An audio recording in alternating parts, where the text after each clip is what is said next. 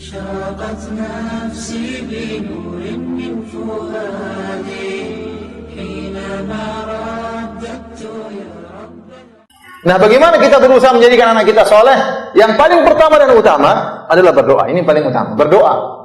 Para anbiya, para nabi dahulu mendoakan anak-anak mereka. Lihat Nabi Ibrahim alaihissalam, dia berdoa, Rabbi ja'alni muqimas salati wa min dzurriyyati. Ya Rabbku, jadikanlah aku penegak salat dan juga anak keturunanku. Jadikan mereka penegak apa? Salat. Dia mendoakan anaknya supaya anaknya rajin salat. Anda pernah doain anak Anda, ya Allah jadikanlah saya rajin salat ya Allah. Sekarang banyak fitnah ya Allah. Di Bali ini banyak macam-macam ya Allah. Di Bali ini banyak bule ya Allah. Doain. Banyak maksiat di sini ya Allah, anak saya selamatkan.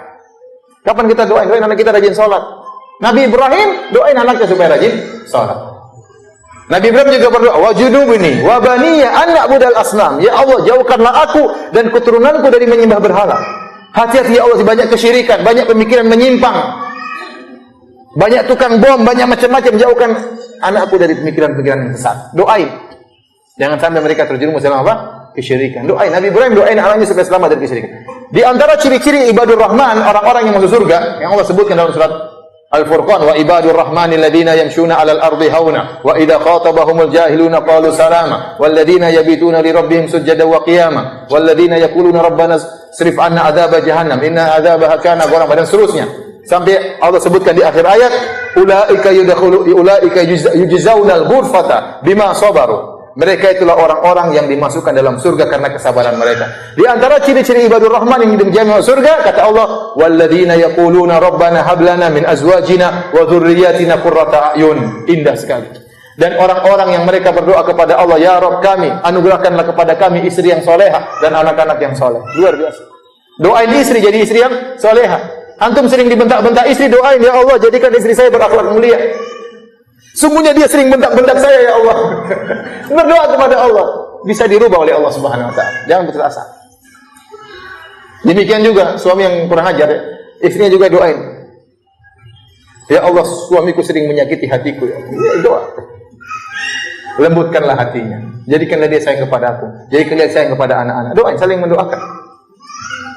Jadi harus yang paling utama doa. Doa itu keajaiban. Anak kita yang nakal bisa saja tiba-tiba jadi baik kalau kita kuat berdoa. Dan jangan pernah meremehkan doa. Husnudzan kepada Allah, bahwasanya Allah Maha sayang kepada kita dan bahwasanya Allah Maha mengabulkan doa hamba-hambanya. Ini yang pertama, berdoa. Yang kedua, di antara cara agar anak kita menjadi anak yang soleh, kita juga harus soleh, berusaha. Kitanya juga berusaha untuk soleh. Kita dan istri kita berusaha jadi soleh dan soleha. Kenapa? Anak-anak itu diantaranya mencontohi orang tuanya. Kalau kita soleh, istri kita soleha, anak kita akan dijaga oleh Allah Subhanahu wa taala. Dalilnya apa? Dalilnya dalam surat Al-Kahfi. Allah sebutkan tentang Nabi Musa dan Nabi Khadir tatkala mereka berdua berjalan.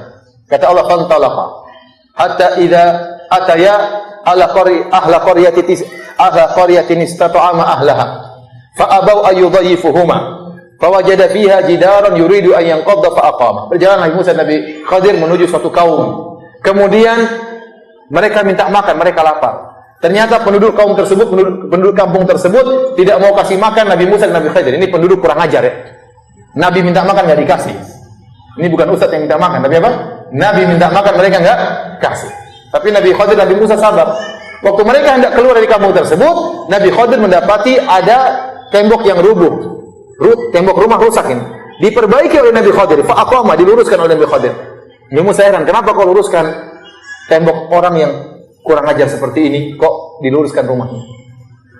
Maka Nabi Khadir jelaskan kepada Nabi Musa. Kata Nabi Khadir, wa ammal jidaru fakana li ghulamaini yatimaini fil madinati wa kana tahtahu kanzul lahumā wa kana abuhuma shalihan fa arada rabbuka ay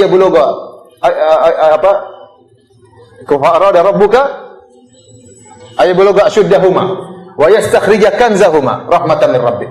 Ya. Kata Nabi Khadir, sungguhnya tembok ini adalah milik dua anak yatim. Dan di bawah tembok tersebut ada harta mereka.